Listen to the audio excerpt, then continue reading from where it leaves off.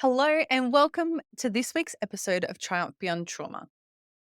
Today is the very last day that our doors are open for the First Responder Mental Wellness Method until June. So, if you'd like to take control of your mental wellness and you are currently serving, transitioning, or retired first responder, veteran, or frontline worker, and you would like to take control of your mental wellness, you'd like to sleep better, feel happier, more energized, then I implore you to come and check out the program at tacticalyogaaustralia.com/first responder mental wellness method.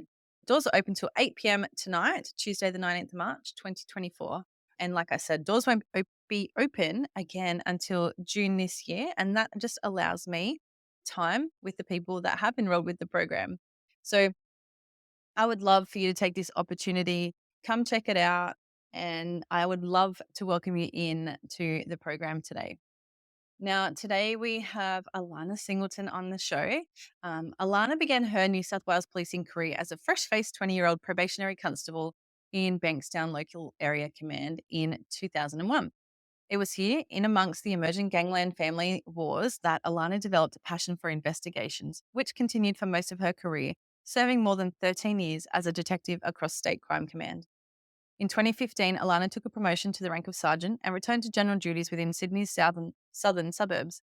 It was then that Alana started to notice the impact her service was having on her mental health, impacting her work and home life. In 2018, having been diagnosed with PTSD and medically retired before 40, Alana struggled with her mental illness diagnosis as well as the confusing space of a work injury that seemed to keep her stuck in the past. A complete loss of her identity as a police officer and no clear plan for recovery or hope for a better future. Alana finally found a path to recovery with the help of her uni friend and fellow New South Wales police officer, Pia Schindler. As they navigated the complexities of work related mental illness, they realised how widespread the impacts of service trauma were across all the emergency service organisations and knew they needed to do something to effect change for those who were suffering.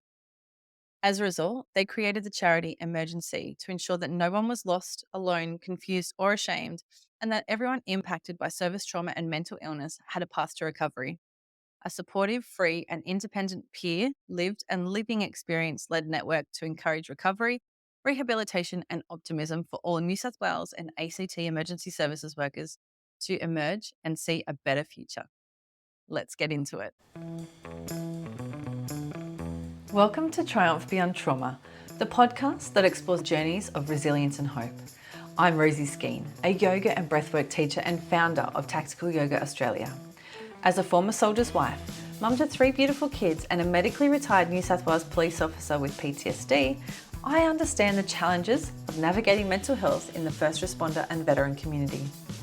Join us for incredible stories from individuals who've confronted the depths of mental illness and discovered their path to happiness and purpose, as well as solo episodes and expert discussions. Together, we'll uncover the tools to help you navigate your journey toward a brighter, more fulfilling life. Whether you're looking for helpful insights, practical tips, or just a friendly reminder that you're not alone, Triumph Beyond Trauma has got your back.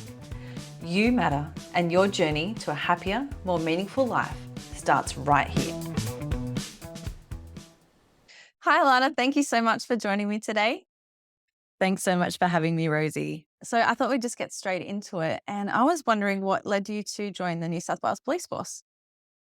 Yeah, so it seems like a lifetime ago, but whilst I was at high school, my high school had a school excursion when I was in year 10, and we went to Sydney Police Centre and, for half a day got to sort of experience so many aspects of policing. And then later that year, we had an opportunity to do work experience, and I had chosen to go back to Sydney Police Centre and do work experience there and spent, I don't remember how long, maybe a week or 2 weeks, going into all the specialist units, ballistics, crime scene, fingerprints, and just was fascinated. I was like, wow, you can do all of these things in this job.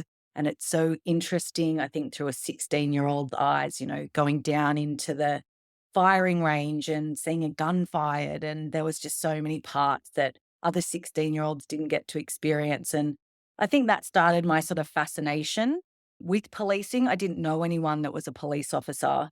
And then sort of 2 years later, it came time to look at university choices. and saw that they were offering for the first time a degree in policing through the University of Western Sydney. Yeah. And looked at that as well as weird things like architecture and art theory, because I have lots of different sides of me. And my parents said, well, at least you'll always have job security if you Yeah. join the police force. And so, yeah, went and did the first 3-year degree in policing, which is where I met the co founder of Emergency PR while we were at uni. And I don't know, even when I was at uni, I don't think I really thought too much about the end being you become a cop, Yeah. with more just interest, I think, that led me to the career. Awesome. So you did 3 years at uni, and then where do you go? Yeah. Yeah, so ended up then at the academy as a graduate, and so that meant we only had to do 14 weeks at the police academy. Yeah. So did the 14 weeks of sort of training and things, and I think it kind of felt right that I'd always been the kind of kid that was getting into trouble because I was helping other people and to the detriment of myself, or my mum would say, "Why are you late?" And I'm like, "Oh, I just had to help this person." So I think all of those things combined then led me there. And then, yeah, got to that time at the end of the academy where you put in your choices for where you want to go. And I'd sort of said cool places like the Rocks and Yeah. Central and all of these places. And the postings all got put up, and mine said Bankstown. Yeah, funny. Yes. I did not at the time think it No. was funny. And my mum, I think, cried. I was 20 at the time. Yeah. And they, yeah, knowing that on my 21st birthday was my first shift at Bankstown, at the time local area command. Yeah. Awesome. But how was it though? Wow, it was an experience, and I know no different. I think starting at somewhere like Bankstown, I didn't know what the alternative looked like. I know that it was a very, very busy place to work. I know that the teams there had very high workloads, but it was interesting. I mean, the work that we did was so varied. Everything from, your standard jobs, but up to really and regularly attempted murders, big drug deals, drug supply. So it was a really interesting place to work. Yeah, and especially so early on in your career too, to be exposed to so many different jobs instead of like, a lot of people get exposed to domestics and more domestics, and you don't get to see, a lot of other things that actually happen and Yeah. awesome. Yeah, definitely. Yeah, Bankstown was the kind of place where you had exposure to a lot very quickly, and you also had a lot of responsibility really quickly. Yeah. That's so exciting. Did you stay in Sydney for your career?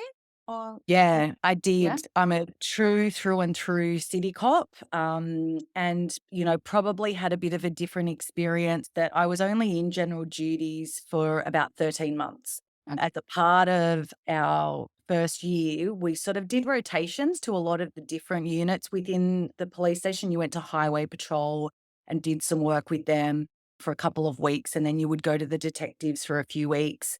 The proactive crime teams, yeah, they sort of moved you around just to see what parts of policing you liked, Mhm. and I straight away had an affinity for investigation work. Bankstown detectives, wow, like, they Yeah. just the most amazing jobs, and so, yeah, within sort of 13 months of joining, I actually went up as an A-lister with Bankstown detectives, and that really then became the trajectory for the rest of my career. Yeah. That's so cool that you could do it so early on.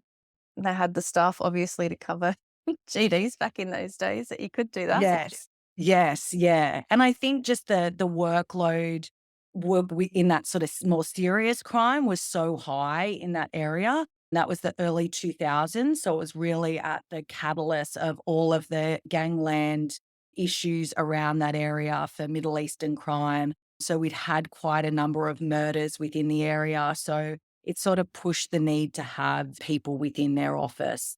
So, yeah, I was, like, very young doing attempted murders, but in Bankstown, that was normal. We all Yeah. had that kinda level of responsibility.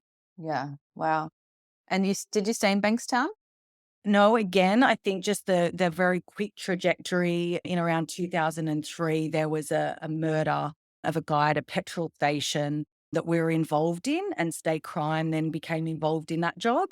And like I said, because of the issue with these murders happening more and more frequently, they started Task Force Gain and they drew a lot of resources. And I was one of those resources that went over initially for a 6 month secondment to Task Force Gain, but ended up at state crime for 13 years. Yeah. So stayed there for a very long time, and Task Force Game eventually became Middle Eastern organised crime, which is where I stayed on and off throughout the rest of my career. How exciting, like, how interesting too for you to do all those things. Yeah, it was. I think when I was younger, I always had the best stories at the dinner table. You know, what we were doing was really interesting. I think at that time, the adrenaline was exciting. Yeah. I didn't see that as a bad thing. We definitely put ourselves in positions that I remember thinking to myself, like, oh my God, am I really out the back of a house with my gun drawn at 2 o'clock in the morning? Um, but you don't really think through those experiences at the time more than that, wow, Yeah. this is weird. Yeah. Yeah. What are other 20-year-olds doing right now? Yes. Yes, definitely not that. No. Yeah, so I look back now very much with, yeah, a lot of positive memories, but it did take me a long time to get back to that. Yeah. And did you want to talk about when you left a little bit? Yeah. So, like I said, I was at state crime for 13 years. And, I'll acknowledge that state crime are very highly resourced. I really feel like they have a relatively strong working environment. And I was lucky enough to have that experience while I was there. For me, sort of the deterioration of my mental health and I suppose my career came when I took a promotion. So I'd been in the job 12 or 13 maybe years. I get terrible with timelines. Yeah. And had made that inevitable step to go through the promotion system, had done really well. And even though I'd been at state crime for so long, there definitely was sort of a push to go back to general duties for that promotion. Yeah. Um, and yeah, you're sort of guided by other people and their advice to you in an organization like the police, and I did that. And yeah, I think that was the first step to the end for me. I think being at state crime for so long and being in general duties for such a short amount of time, I got caught up in a promotion system that probably wasn't effective in the fact that I then went into a supervisor's position with not the right level of experience, going back into general duties after 13 years. So much had changed. And, I pride myself on an A type personality, highly driven. I like to be successful. I push myself academically in my career. I like to be in control and know what I'm doing. And I had that level of confidence. And Yeah. that just took the confidence straight out of me. I felt like I didn't belong there. I felt like I didn't deserve to be there. Yeah. Um, I really started to second guess every aspect of my work and my capability. And then I think that's where the fear started to come in. I really started to focus on life and death choices that not only was I making for myself, but I then had a team of people much younger than me and much more junior to me. And I was then making choices that were potentially putting them in life or death situations. And that burden that I started to feel became very overwhelming and then to the point very debilitating in my ability to keep working effectively. Yeah. Yeah, I just what you're saying there about how much, GD's changes. I remember each time I went off to have a child and would come back, 11 months later, there's a whole new system that I had to relearn just Yeah. just to be able to put jobs on. Like, it moves so fast. So I can't even imagine after 13 years, the Yeah. things that you would have had to have, like, learnt and relearnt, um, Yeah. and then be a And I supervisor as well. Yeah. Yes, and I think for me, I was always really open with my team about that I wasn't pretending to be someone that I wasn't. I was learning very quickly and very hard lessons on the job.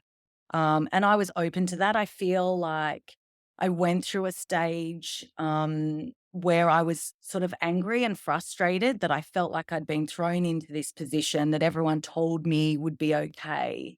And I naively believed there would be some kind of transitional support, some kind of mentoring.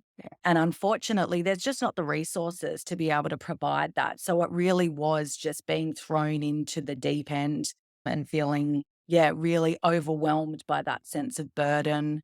Yeah, it was hard for me, really, really hard.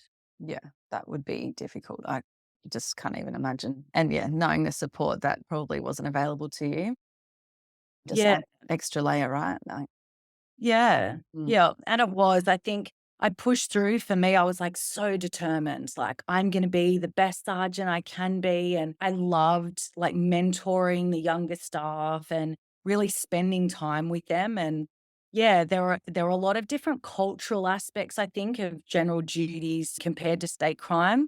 I found it really frustrating for our staff, the workload and the pressure that they were under constantly and, those need to do back-to-back jobs without any thanks. I really think GDs are a really undervalued resource in the New South Wales Police, and I was watching that happen. But yeah, I sort of pushed on and I did my best, but again, like, started just to notice that my physiological reaction I was losing control over. I was going to jobs and the level of panic that I was experiencing for jobs that really didn't require that level of adrenaline burst, but I was struggling. I was then getting really paranoid. Before I'd go to work, I was like waiting for signs. If my daughter cried, I'd be like, oh my God, I'm going to die at work today. I shouldn't go. I should request to be a station supervisor today. So, really weird things that I was starting to think meant that these catastrophic events were going to happen at work. And then I think for me, and I probably start to get emotional, the negative sense of self really started to come in. yeah. Sorry, I didn't No, expect to get no, emotional. Yeah, like, that negative sense where I started to think like you're just a shit cop, like you don't deserve to be here. Um, what were you thinking? Yeah, I just really started to doubt every aspect of myself and again kept pushing on. Like no one at work would have ever known that I struggled. I remember actually Pia, just talked about and we'll talk about more later. I remember after probably wasn't even my first block as a GD sergeant. And I sat in my car and I just cried. And I just said to her, like, I didn't think I can do this. yeah, Um, yeah, and just knowing that I like tried everything to yeah, to overcome it because you don't wanna be the weak person and you wanna succeed. Um, yeah, so I did. I tried everything, and it wasn't, I suppose, for me. I would have kept pushing, I think. And then unfortunately, on the 2nd of October, 2015, yeah, it went sorry. no, take your time. Don't be sorry. Yeah, when Curtis Cheng was murdered at police headquarters, I think for me, that was just the point where I was like, that was everything that I worried would be the outcome. And watching that play out and knowing I'd walked in and out of that building at that time so many times, and the initial worry that we didn't know who it was, Yeah, and playing through as information was coming through the media, trying to contact colleagues, um, I just collapsed. And I was supposed to go to work that night and I couldn't. I couldn't. I knew I couldn't do it anymore. Yeah, and so at first it was calling work and telling them it was sort of a me issue. There's something wrong with me and I need to fix it. But that was kind of the beginning of the end for me with a lot of attempts to go back to work.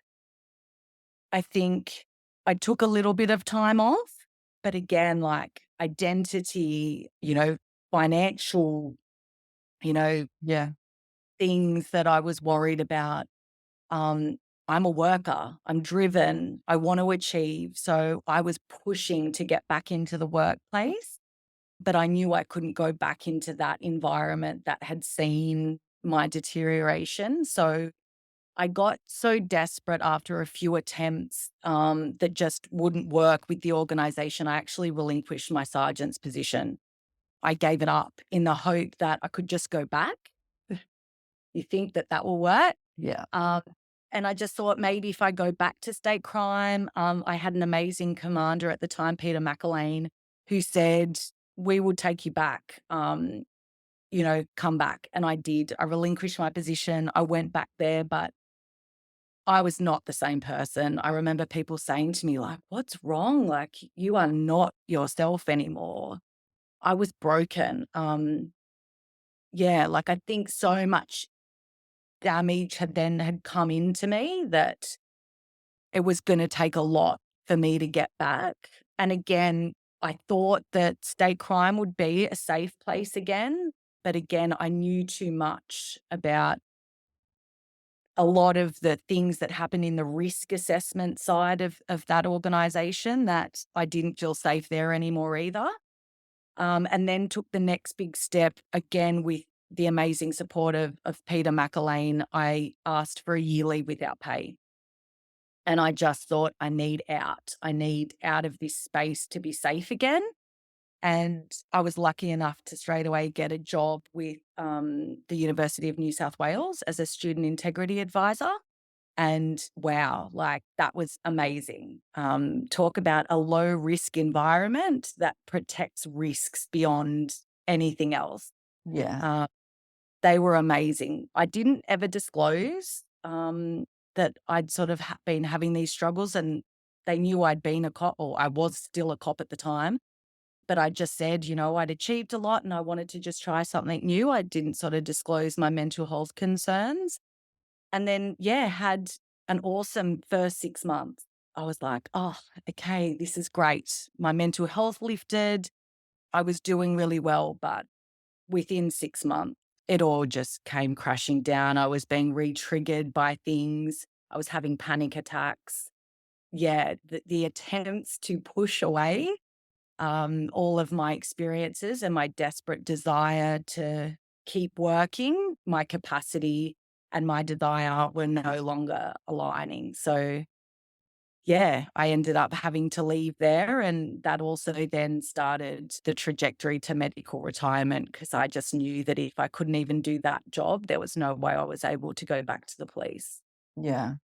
I've just been nodding my head this whole time that you've been talking because I can resonate with it all so much. Like, that desire to keep pushing and feeling like you're an A-type personality. So you want to keep, doing the best job that you can and pushing through it and, maybe like not really thinking about mental health, but like what's going on? Like, this isn't me. And yeah, Yeah.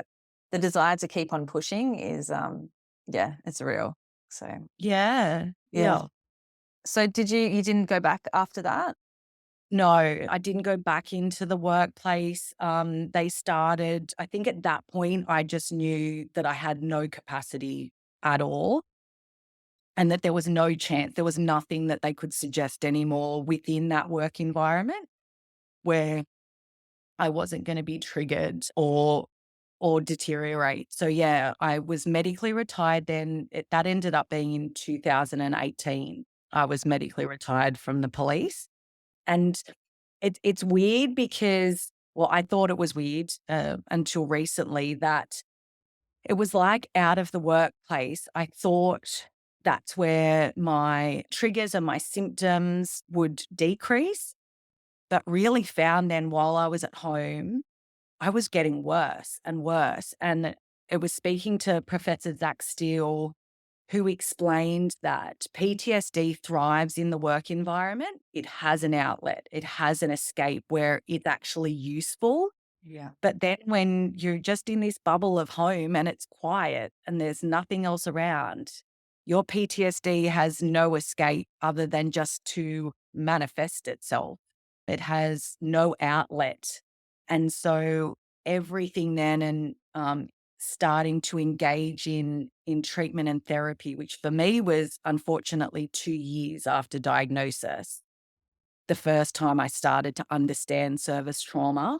And so, yeah, just opening up almost like a Pandora's box of those experiences. And for me, mostly, I hated this concept that psychologists and psychiatrists wanted to talk about trauma.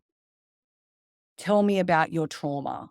And my response, which I don't think is necessarily a typical one, was that I'd never experienced trauma in 18 years because my threshold to trauma was so high. My response was, I've never been shot or stabbed. Like, so I've not experienced trauma. I've done policing for 18 years, but I've never had trauma. And starting to understand that this weird focus on that horrific sudden loss of life and the visuals associated to that weren't necessarily the things that were impacting me.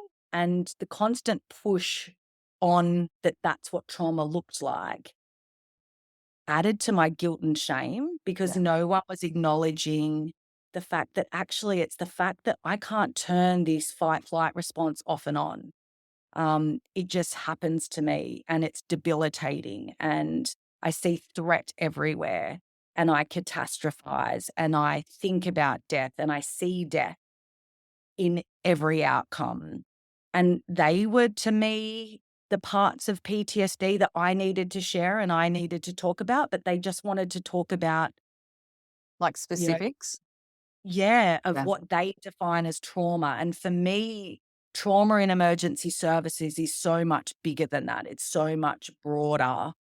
Um, that, yeah, I feel like in the first few years of struggling to find medical help that actually addressed service trauma, instead of treating me like I'd witnessed a single incident, and that's what led me to their offices. So, yeah, I stayed really unwell for the first 2 years after being diagnosed and leaving the university job, struggling. Easy to get a diagnosis of PTSD, but not easy to find people who will show you a path to recovery. And I really struggled with the fact that I had to battle for my recovery. I did it the insurer's way. I saw a GP, a psychologist, and a psychiatrist, and I still ended up in a mental health hospital 2 years later because no one was really understanding my trauma and no one was giving me the right tools to get better, I felt. So, yeah, the first 2 years were probably the hardest in fighting for a way forward. It's hard, like, that I feel like since then we have come a long way. So I was diagnosed in 2018 and discharged in 2019. Um, and even then, the GP, the psychiatrist, like that's your trifecta, really. Mm, And I'm so lucky that my psychologist is a first responder psychologist, and she gets it. So I was so lucky to fall into her lap, so to speak, straight away because she got it. mhm, And I know that a lot of people struggle because they don't get the psychologist that understands those nuances of being a first responder. It's usually, like you said, tell me what happened, like it was one mm, particular incident. And with ours, it's certainly not that. It's the years and years of accumulation of all the things that you see and have to do. Um, and yeah, so I can just really understand and resonate that that is such an issue for first responders when they go to seek help. Is that it's it's not always just go and see these people because not everyone gets it. Not everyone's trained to understand what we do. So when you said that you got the treatment that you needed, what was involved with that? I know that you said that you went to the hospital. yeah. So the first step for me was actually finding a therapist or a counselor that I'd seen who had been amazing previously and knew that what was happening to me was beyond her sort of remit. Had then seen me go through 3 psychiatrists with terrible, terrible outcomes, and finally connected me in with a psychiatrist who she knew. And I couldn't believe my first meeting with him, I think was over an hour. And he sort of said, okay, listened to my story and said, all right, I already know this is the plan. And the first thing he said to me was, Mead Hospital with UNSW had a program called the Traumatic Stress Clinic. And it was a 12-week program designed for emergency service workers. And I was like, oh, wow. There's actually something that I can do that was designed for me. Mhm. And that was the first experience I had with a level of understanding. And it was brilliant. I did 12 weeks of that. I feel like I gained so much. But again, that ended and mental health deteriorated again. Yeah, it's hard, isn't it? Like when you're part of a program like that, because then you have to reintegrate back into your life. Like you go home and like your partner's there and your kids are there and they haven't done what you've just done. Yeah. Yeah. And so that was really hard. And then I then probably started to develop, and I probably had for some time, but they probably got worse after that. Some pretty bad maladaptive coping strategies. I was drinking just to quieten thoughts, to relax. For me, it was to stop the adrenaline, to allow me just to sit still without ruminating thoughts and anxiety. And yeah, probably had some then personal stresses at the time. And yeah, was not getting any better. And that's when the psychiatrist had sort of said, an inpatient stay at St. John of God is probably needed at this point. And I remember saying to him, "Oh, sorry, I can't. Like 3 weeks away, my family won't let me go. They need me. Mhm. I'm the mother, I'm the wife. So, you can ask them, but there's no way they'll let me go." And I remember talking to my family and them saying, like, "When are you going to go?" Yeah, Um, please. yeah, yeah. And you don't see it. I don't think you see the impact. And they knew that there needed to be some kind of circuit breaker in this.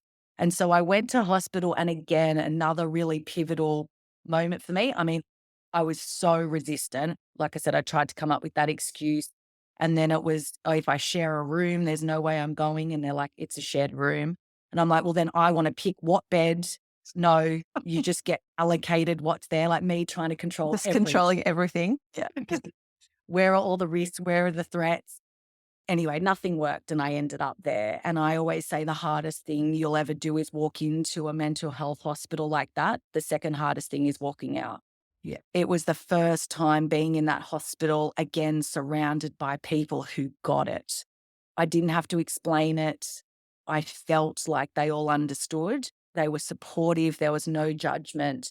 The education sessions that I got in there, again, it was like they'd written these things about me. All of my behaviors, all of my symptoms, they just made so much sense. And so doing that 3-week program, I honestly think then was the start of my recovery. Um, Once I left, they then connected me in with their outpatient program. So I did dialectical behavior therapy for over a year, 1 day a week for over a year. But for me, it adequately addressed the complex PTSD symptoms I was experiencing, the negative sense of self, the emotional dysregulation, and the relationship issues. So again, it was sort of connecting me in with support over a long period of time Yeah. that then really sort of started to help me see, and their programs are done in a group setting where you're with people who might be in the last phase of their program and then people like me who are coming in right from the beginning. And for me, that was the first experience I had with hope. Oh, look how well these people are doing. They've been doing this program for 10 months and, they're flourishing and, they're learning and they're using these strategies. And I could finally see people in front of me who were moving beyond their injury. And I realized I needed that. I needed a level of hope that I was going to get some sense of me back, some sense of control. And be able to do better than what I was doing at that point, which was just surviving. Yeah. Yeah. I'm actually part of a program right now and we've just been away. And it's the same sort of thing, totally different environment. It's all mindfulness based. But there was that group of people where there's some that are very early on in their journey, and then there's some like me who have been through it for quite a few years, and some even beyond my 7 years, and for them to see how far you can come, even though it does can take years, it is possible. That Yeah. even and you do feel stuck in the mud, like and or stuck under your black cloud or however you want to put it. And it's hard to see that, things can and will get better. And I guess that's, why I've got this podcast because you get stuck in the mud, but then something happens and you start to come out of it again. Yeah. And it's the most amazing thing, right? Yes. And I Yeah. feel like that comes from doing the work yourself. You really need to, one, take control. I love the guys at Resilience Shield reference a lot the Stoics, Marcus Aurelius, who says you need to get active in your own rescue. That for me was that first point. Like I needed to actively work on my own recovery and I needed to regain control. I felt so out of control in my disengagement from the service and what caused me to get there. And the second part was that I was holding on to so much anger and blame. And that also the realization how unwell that was keeping me. Anger is like drinking poison and expecting the other person to die. Yes. Um, I was so hell bent on, this shouldn't have happened and I shouldn't be in this position and this isn't my fault. Like I really started to create this victim narrative. And another thing that I've learned recently that resonated so much with me is Cartman's drama triangle. And it's a suggestion that there's always a victim, a perpetrator, and then a savior. Yeah. And the realization that that's how we worked in our career. There's the victim, the offender, and then, us. And then the realization that this Cartman's drama triangle about how that is the most dysfunctional type of relationship engagement you can have. And that's what I was doing. I'd gone from being the savior, the police officer. And then because I made myself a victim, I had to find a perpetrator. And that Yeah. became organization. Um, and yeah, it was keeping me unwell and it was holding me in my past. And it was, talk therapy and treatment and challenging all of those thoughts that finally that realization that, hold on, like I'm in control now. This is up to me. I can't blame anymore. I've got to take responsibility. And that's, I think, also like really key to being able to move forward. After all of that, and now you're, starting on your, I guess, post-traumatic growth, would you call it that? Like, I just love that term so much because I find it's really empowering, actually, Yeah. to know that, to have that feeling like you're actually getting somewhere, because it feels like you're just treading water. And I actually felt I wasn't very good at treading water. I was pretty shit at it. Sometimes I felt like I was drowning a little bit. Yes. Um, so to get that feeling like you're actually having a little bit of momentum, Yeah. after leaving and all and treatment and, it's years, isn't it, really, that you Yeah. want to take care of yourself and be your own savior because no one's coming to save you but yourself. Yes. So yeah, how did that feel for you? Yeah, good. I think, going through those things and having those realization moments and realizing that, I had support. So, by the time I was sort of admitted to hospital and starting to engage in treatment, Pia, who I mentioned, we'd gone to uni together. She'd gone and joined the cops. We never worked together. But she was then diagnosed sort of 2 years into my diagnosis. And so it was all of those things, it was realizing I was in control, letting go of that victim mindset, realizing that there was hope that, with the work, things could get better. And then having that support system of having Pia there again, that I could say these really obscure things that I was thinking. And there was no judgment, coming back at me. There was complete understanding. And, it was sort of the realization, I think, for both of us that no one should have to fight this hard for recovery, that why are we all battling so hard to connect in with good services that understand service trauma? Being surrounded by people that you can start to see hope.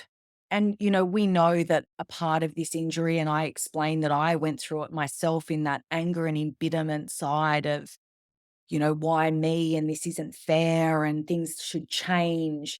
Knowing that that's definitely a part of the injury, moral injury and embitterment, the research in that space and how it not only impacts your mental health, but it actually impedes your ability to recover from PTSD. We started to just learn so much in this space. And then it became about, well, how do we share this, with other people? How do we make what was a really shitty experience for us better for someone else? And that's really where we started this idea of we need to start a charity that supports emergency service mental health. And we wanted to focus on the key areas that we believed through our lived and living experience actually were the things that were going to help people recover. And that became the underpinning philosophy that legal, medical, well-being, and financial were the aspects that we needed to help guide and support people with. And it seems like, when you've been in it for a little while, oh, that all makes sense. Yeah. But for a lot of people in this space, the legal and medical side of this injury is a workplace injury. We're driven by an insurance system and regulations and legislation that tell us what to do and tell us how to recover. And us really holding the belief that this needs to be person-centric focus. This needs to be about empowering individuals for them to know what's available, for them to choose what their recovery should look like, even in medical terms. So, what treatment they're undertaking, whether they're taking medication or not, needs to be a choice that's not forced on people. Um, so, the legal side that we consider is about navigating the workers' compensation system Yeah. and taking away the uncertainty. Like, so much is unknown, it's foreign. They throw around section this and section that and WID and TPD, and you're like, "What the hell?" Like, cops and emergency service workers love acronyms, but Jesus, this takes it to a whole 'nother level, and it's fearful. You have no control. You're forced to keep reliving trauma and retelling your story and constantly proving that you're injured or how broken you are and how can you do that and then think about being better. Yeah. All of those aspects we knew had to be covered and had to be openly spoken about. We needed to build a collective group of people that were stronger together. So that became sort of the drive behind the legal side of things. We create really simple resources. I'm 8 years, probably I lose count of years now, post-diagnosis, and I still struggle to read content, retain it, and then reproduce it. So for us, it was about simplistic resources to explain that process. So the legal side of it, the medical side of it, engaging people with service and treatment providers who understood service and service trauma. But again, another passion of ours is engaging people who are passionate about this space. We have found so many service and treatment providers. They're attending things like the Frontline Mental Health Conference that you've previously mentioned in your podcast. Yeah. They're actively trying to learn more from the living and lived experience to better their practices. So we're really passionate about creating relationships with those service and treatment providers and sharing them with our members of emergency. And then financial was a big thing for us. We felt like it was like a dirty word Yeah. in this space. People are so scared about what their financial future will look like. Everyone's too scared to talk about it because history suggests that there was, you know, uh, things in place years and years ago when police were retiring on huge pensions. They were also working, getting income. They were exploiting the system. There may have been a small group. So that then made this concern about finances like a really dirty topic that suggested, oh, well, if you're off sick, it's because you're after the money. Yeah. And so again, we just wanted to bring out the shame and the stigma and say, no, of course, if a lawyer was told tomorrow they can't work, I'm sure the first thing they would say is, well, how am I financially going to survive? How am I going to look after my family? And that's a completely normal and understandable reaction. So let's bring the financial side of things out to the forefront. What does your financial future look like with a work related injury?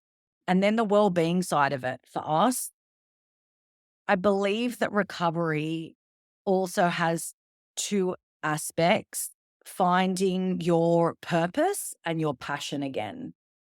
And that probably sits alongside service. I feel like we're all innately, a part of us is all exactly the same. Yeah. We go into this job with a natural drive and desire to serve or protect or help some aspects like that of the community, other people besides ourselves. And I honestly think that in that sort of well-being space, we have to give people the opportunity to rediscover that in a different context. Yeah. How can you find purpose again outside of the uniform? How can you find identity again outside of the uniform? How can you find passion? Which is something I feel like we often lack in services. We don't have that passion piece, or you don't see things in in services colorful. No. They're black and white. They're right or wrong. Yeah.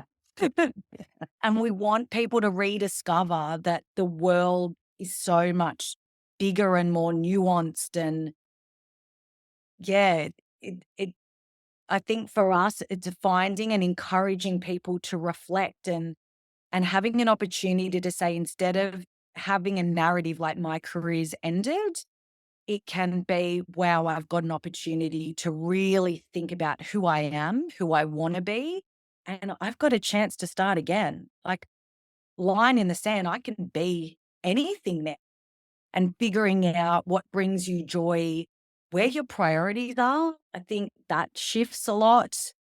Yeah, and just helping people rework through those things in a more holistic way than maybe traditionally in this space, the way it's looked at. And that's from an insurance system that was designed for physical injury. And that's not what we're experiencing mostly in this space anymore. Yeah. No, I agree. Like, just what you girls are doing with emergency has, I know it's helped me. And I've gotten so much information from, the Facebook page when I was a Facebook page, and now Yeah. app, and the support that the community, not just from the two of you, but the wider community, again, of the people that have been, through it a little bit, that are just that little bit further along than what you are. I think everyone feels, that sense that you need to help the next people that are coming through, because you know how sticky and yuck the system is. So the more information that you can give to people, the better for them. You don't want them to have it as hard as what you did. And I can Yes. see, like, that's what you girls have really put so much passion and purpose and love. I can see the love that you've put into it. Yeah. And then for us, we often say to people, and we're so grateful, we get such amazing feedback from our membership group, which is sort of over 2,000 people now, about the fact that, they're grateful for what we offer them. And my response immediately is, we get as much from you as you get from us. That this has given us our passion and our purpose back. We get to serve without the uniform. And for us, wow, the reward of doing this for our peers, Yeah. being able to feel a sense of belonging again. I really feel like I belong in this group of people. And for us, it is positive and future focused. Yeah. Whilst we acknowledge that there is hurt and there is pain and there is trauma that needs to be worked through and overcome, at the end of the day, we want a creative environment that is non-judgmental, that is supportive, that's showing, like through your podcast, we share that experience because people need to see people like you. We have so many people that we've watched in the nearly 4 years we've been in existence now come from broken, unsure, people who don't know what their future looks like, who are now one of our hub leaders. So we've got 32 hubs that connect our retired members across the state. They catch up for coffees or breathwork sessions or yoga, rock climbing, camel riding. I think we did it at Coffs Harbour once.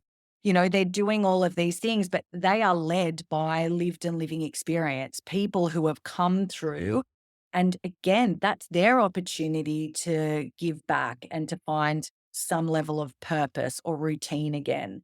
We've watched people get jobs, which has been amazing, that have created businesses like you. They're now mortgage brokers, and they're re-identified themselves, and they're growing. So not just they're surviving, they're now thriving in this new world where they're in control. And for us, that's what we like started this for. I mean, we started it just to change the pain of one person, but to know that we can also be a part of a community that helps people move forward and then become a valuable part of society that we all know that we have. Like, these broken emergency service workers have so much value. Like, I Yeah. can't even begin to describe the integrity that they have, the drive, the passion, the purpose, and then the intellectual side. Like, you're talking about some really smart people who have got so much value to add in a business sense, in a community sense, and to see them come full circle for us is, yeah, just amazing. We love that we've created, and we're just a part of it. Yeah. That's all Pia and I are. We're a part of Emergency. And together, I feel like we can also make change for people who come after us. Yeah, so that's the hope that we can achieve that into the future. Yeah. You're definitely achieving it right now. Thank you. Yeah. It will Thank you. only get better, I'm sure. So, in saying that, what is next for you guys? What are you looking at? Oh gosh, where do we start? We're really trying to build support. And again, we always say that Emergency changes because our members say we need something else. This is something else that's missing from this area. And so we're getting a lot of family members, partners that are saying, what about us? Yeah. And so we within the app, yeah, I suppose there's so much. I mean, emergencies is so much bigger than Pia and I ever imagined it would be.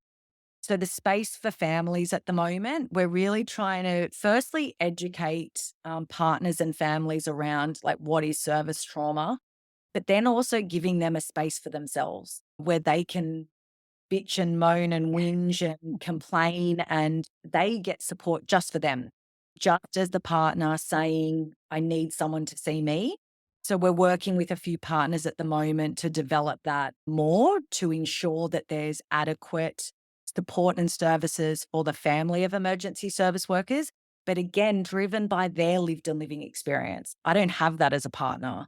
So we're really relying on their voices to really drive the need of partners and family and children of emergency service workers.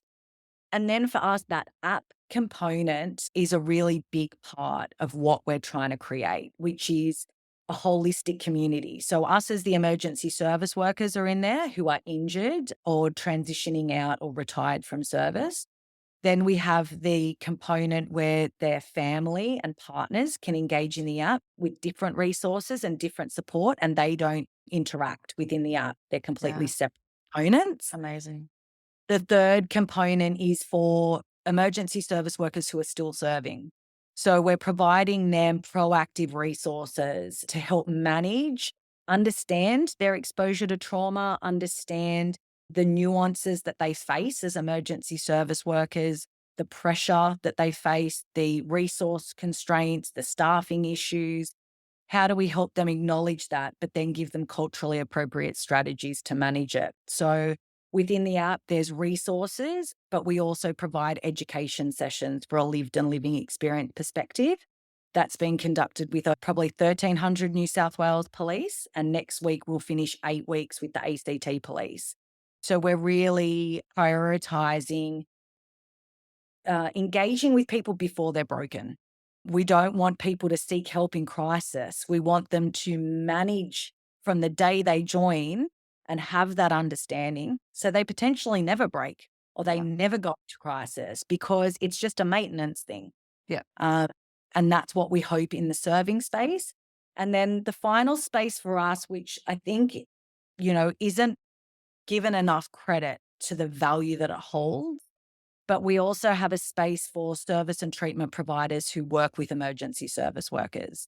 So they are hospitals, they are surfing teachers who do surf therapy, they're breathwork coaches, they're rehab providers, they're exercise physiologists, private hospitals, their nurses, their mental health nurses, their psychologists, psychiatrists, they are within our app and have their own area that they don't engage.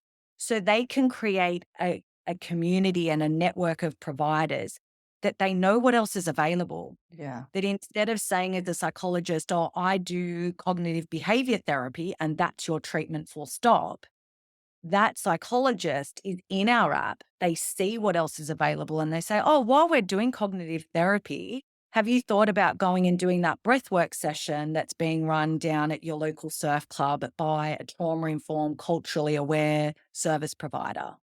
And they found that out through our app. Yeah. So we're trying to build their own network where they can build collaborative teams that are more holistic than their area of expertise, that they can build their own network of service and treatment providers. And they do have an opportunity in one area of our app to share that with our members to say, hey guys, like I've got my books open. I'm a Yeah. psychologist in Camden. You Yeah. don't have to wait 6 months. And so there is that opportunity as well to really show our members there's so much support out there, and we're going to tell you everything that's available to you, and then you choose what's best for you. So, yeah, I think I could talk for hours about everything that emergency hopes to achieve, but they're just some of the things we're doing now and we want to continue working with. Yeah. The working with police while they're still serving, I feel is one of the most important. It's all important, of course, but giving police the tools, and this is something that I'm so passionate about, working as a weapons and tactics instructor, you give and show the tools that you need to keep yourself physically safe while you do the job. But there's not a lot of talk about what's going to keep you, mentally safe or give you some tools that you can use when you need to get your heart rate down a little bit in between Yeah. jobs and deal with your nervous system because you don't know. And then all of a sudden you're so dysregulated that it takes a lot of time to get it back. Yeah. And So, this conversation to serving emergency service workers is foreign. Like we yeah, learn it after we're broken. yeah, Like, abs- let's go back and teach them these strategies before they break. And again, which is why I love our community because we all tend to be passionate about what can we do for those still serving. And for us, we have our little underpinning wording that we say fit for duty, fit for family, fit for self, fit for life. That's what we want to keep people in the job. We want to keep families together. We want to keep people whole and happy forever, not just in service, not just out of service, through their whole life cycle. So yeah, we love that aspect of it. And yeah, we wish and we hope that we're able to be there so we capture a whole generation of emergency service workers because we say to serving emergency service workers who say, oh, organizational blame and our managers lack empathy and they don't remember what it's like to be on the truck. But we try and say to them, well, your bosses have been in the job and faced exactly what you've faced, but now for a lot longer. yeah, And they don't have the awareness of their own mental health vulnerabilities, let alone manage yours. yours. Yeah. So for us, we really encourage them to, like you said, with weapons training, or it might be with their physical health. They don't rely on their bosses to manage their physical health. So don't rely on other people to manage your mental health. This is something you're now aware of. And what do you need to keep yourself mentally fit? Yeah, So, yeah, just the empowerment piece. It's so important. It's so important to empower people to manage themselves and to remain in control of what they do and the decisions they make every day. yeah, 100%.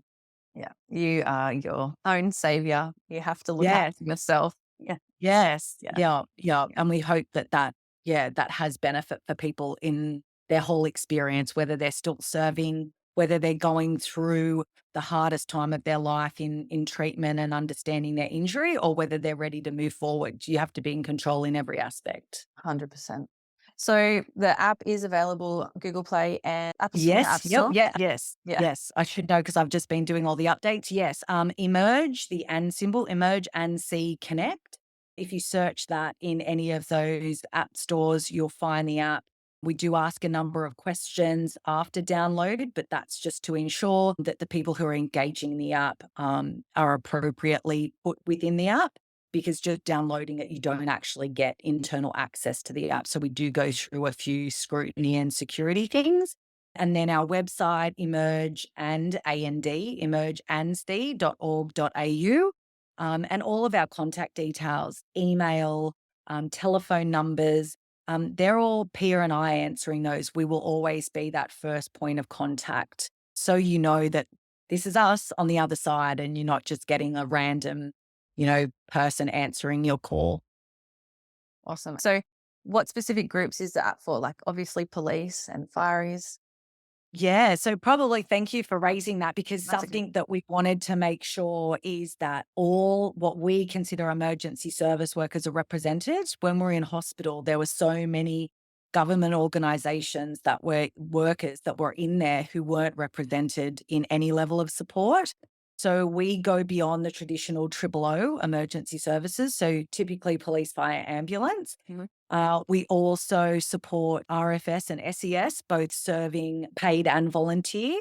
And then we also look after the AF and ACT policing, which falls under the AFP. Yeah. And then emergency service agencies, which is their, say, ambulance, fire and rescue, RFS and SES.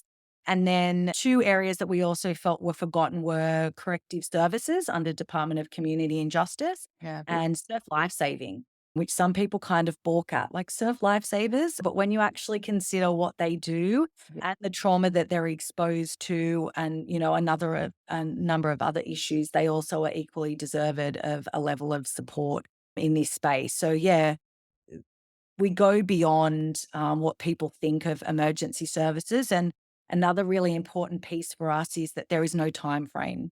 So we found a lot of support organizations say, oh, we'll look after you 12 months post-service, but then you're on your own. Wow. And for us, what about all the broken people that have been broken for 10 years? So for us, it's like no time frame. If you've been disengaged from any of those services for 10 years and you still need support, emergency is there for you. We're not going to ever tell you, oh, you don't belong to us anymore. You're not our problem anymore. Go take your problems elsewhere. That'll never be who emergency is. Yeah. That's amazing. And on behalf of everyone, like I know I said myself, I have used your app and your Facebook page and the community, and it's been just really super helpful, because sometimes you're very, very unsure and there's a lot of guilt and there is a lot of shame, and it can be tough. So I really want to thank you girls, because I know when I left, there was nothing. And it's the same when you guys left as well. There's nothing. It was never spoken about. It's all a very taboo subject. And, with the help of your app, then it brings it out and people can openly have conversations about recovering and growth and what's next for them, instead of being stuck, back there. So Yeah. thank you so much. And thank you so much for Thank coming on you. today. I really appreciate it. And I know Oh, I've really enjoyed it. yeah, our listeners are going to get so much out of this. So thank you so much. Thanks, Rosie. Thanks. I hope you've enjoyed today's episode. If you have, make sure to hit subscribe so you never miss any new ones. We release fresh content every Tuesday. And while you're there, take a moment to leave us a review. I would genuinely appreciate your thoughts. Don't forget to connect with me on Instagram and Facebook at Tactical Yoga Australia, and share this episode with your friends, family and workmates to spread inspiration. Your support means the world. My name is Rosie Skene. Join me again next week for another empowering and positive episode of Triumph Beyond Trauma. Until then, be kind to your mind and trust in the magic of your consistent and positive efforts. Triumph beyond your trauma is closer than you think. Have the best week.